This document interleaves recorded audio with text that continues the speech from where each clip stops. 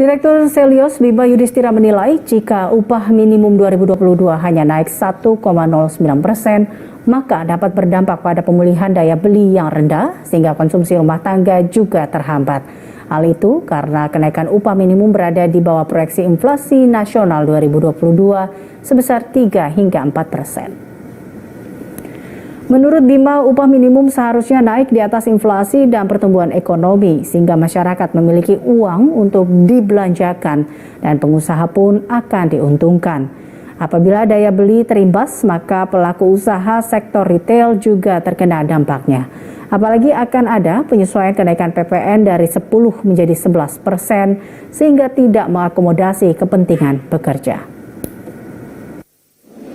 Dampak dari upah minimum yang kenaikannya relatif kecil dibandingkan level inflasi, baik inflasi existing di Oktober 2021 maupun inflasi yang diproyeksikan bisa menyentuh angka 4-4,5% pada tahun 2022, ini akan berimplikasi terhadap daya beli pekerja yang akan semakin rendah.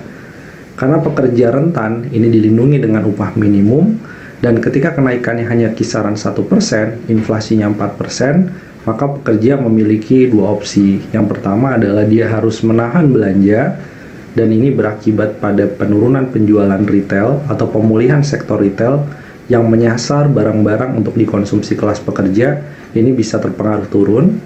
Atau yang kedua, yang berada di dekat garis kemiskinan, ini akan masuk lagi di bawah garis kemiskinan dan menambah jumlah orang miskin baru.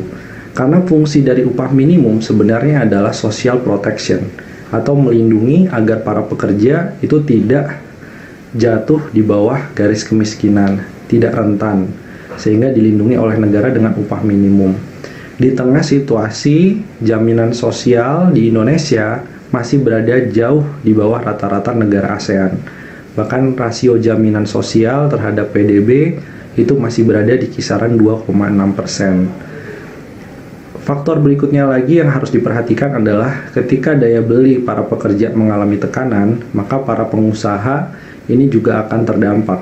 Jadi tidak semua pengusaha sebenarnya senang dengan adanya upah minimum yang